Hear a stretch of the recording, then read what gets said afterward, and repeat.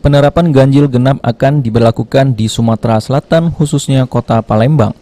Namun, untuk saat ini pihak kepolisian, khususnya Direktorat Lalu Lintas dan pemerintah provinsi, yaitu Dinas Perhubungan, masih menunggu peraturan gubernur yang dikeluarkan terkait aturan tersebut. Disampaikan oleh Direktur Lalu Lintas Polda Sumsel, Kombes Pol Hotman Sirait, nantinya setelah peraturan gubernur tersebut keluar, aturan ganjil genap tidak akan langsung dilakukan, karena pihaknya dengan Dishub Sumsel akan melakukan pemasangan rambu-rambu serta melakukan sosialisasi kepada pengguna jalan selama 30 hari ke depan. Setelah nantinya sosialisasi selesai dilakukan, barulah kepolisian akan melakukan penindakan.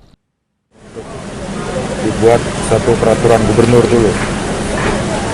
Setelah ada perbuknya, nanti akan ada pemasangan rambu oleh Dinas Perhubungan Provinsi. Selama 3 bulan, selama 30 hari, itu masa sosialisasi.